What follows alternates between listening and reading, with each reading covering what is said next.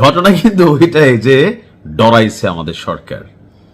ভয় পাওয়াটা কিন্তু সরকারের জন্য স্বাভাবিক। এটা যদি শেখ হাসিনা থাকতো তাহলে হয়তো কুরবানি করে দিত। কারণ শেখ হাসিনার সাথে মার্কিন যুক্তরাষ্ট্রের বিশেষ করে সর্বশেষ সময়টা আপনি দেখবেন যে প্রায়ই বলতো যে আমেরিকার ডিপ স্টেট খেলতে চাচ্ছে, একটা রাষ্ট্র বাংলাদেশকে নিজেদের জিম্মায় নিতে চাচ্ছে।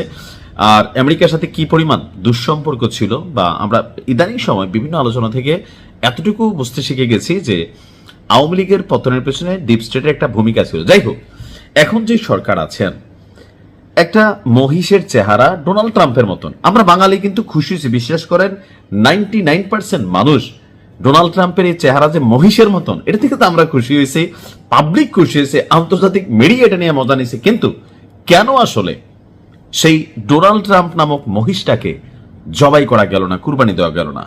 কেন স্বরাষ্ট্রমন্ত্রী নিজে তিনি আপনার এটাকে আটকে দিলেন? এখন এটা নিয়ে অফিসিয়ালি অনেকগুলো ব্যাখ্যা আসছে যে এই মহিষটা হচ্ছে আলবিনো জাতের। তো এটার জাত যেটা হোক ভাই, জিনিসটা তো মহিষ, কুরবানি হবে, আমরা খাবার খাবো, এই মহিষকে নিয়ে আমরা আনন্দ করব। এখন ফ্যাক্ট হয়ে দাঁড়িয়েছে কোনটা, এই মহিষ কুরবানি দেওয়ার পরে এই সরকার ক্ষমতায় থাকতে পারবে কিনা, আমেরিকা ডিপ স্টেট পলিসি দিয়ে সরকাররা ফালাই দিবে কিনা, এটাও একটা ভূমিকার বিষয় আছে। কারণ আপনারা সকলে জানেন যে মার্কিন যুক্তরাষ্ট্র চায় না এমন কোন সরকার মানে আমাদের এই রাষ্ট্রগুলোর মধ্যে ক্ষমতায় কিন্তু থাকতে পারে না। যার কারণে আমাদের স্বরাষ্ট্রমন্ত্রী তিনি চিন্তা করছেন, বা বিএনপি সরকার চিন্তা করছে, এই মহিষ কুরবানি দিয়া সরকারের গলায় মানে অদৃশ্য মার্কিন যুক্তরাষ্ট্রের সেই কুরবানির ছুরি চালানোর সুযোগ নাই। তা আমার কাছে মনে হয়েছে যে এটা আসলে কতটুকু যৌক্তিক বা দরকার ছিল। স্বরাষ্ট্রমন্ত্রীর বক্তব্যটা কি? তিনি বললেন যে বিশৃঙ্খলার আশঙ্কায়। তো কি বিশৃঙ্খলা? দেশের ভিতরে না, সেলিব্রেশন হইতো, ইন্টারন্যাশনাল মিডিয়া জানান দিত, মুসলিম মেয়ের বউ আবার রেডি ছিল, ভাবিয়ে কয় বৈশের গুস্ত খায়াম, বৈশের গুস্ত।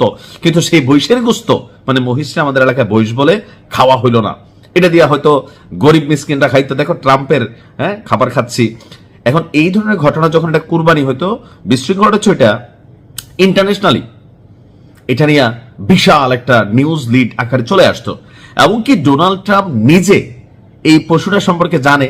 সো তার যারা ধরেন কি বলে যে বাংলাদেশের যারা লবিং ফার্ম গুলো আছে বা পলিটিক্যালি আওয়ামী লীগও কিন্তু এটা নিয়ে খেলতো, যে দেখো ট্রাম্প, দেখো তুমি কাদেরকে ক্ষমতায় আনছো, তারা তো তোমারই অদৃশ্যভাবে কুরবানি করে দিচ্ছে, শত্রুদের সাথে মনে হাতও মিলাই ফেলছে। কারণ বাংলাদেশে সব সম্ভব।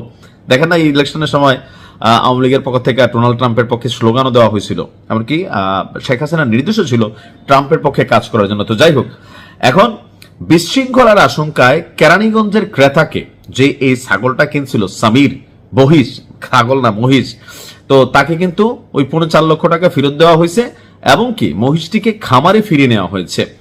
আপাতত সেখানে মহিষটিকে লালন পালন করা হবে। এরপর এটাকে আমরা জানলাম যে জাতীয় উদ্যানে, আপনার চিড়িয়াখানা এটাকে পাঠাই দেওয়া হবে, এটাকে টিকিট কেটে দেখতে হবে। মূল কথা হচ্ছে এখানে একটা ভয় কাজ করে গেছে, ডিপ্লোম্যাটিক ভয়, যে এন্টি লবিং ফার্ম যারা আছে বাংলাদেশের সাথে মার্কিন যুক্তরাষ্ট্রের সম্পর্ক অথবা সরকারের সাথে আমেরিকার সম্পর্কটা ভালো চায় না, তারা কিন্তু এটা নিয়ে খেলতো। তো যাই হোক, সরকারি যাত্রায় বাইচা গেছে।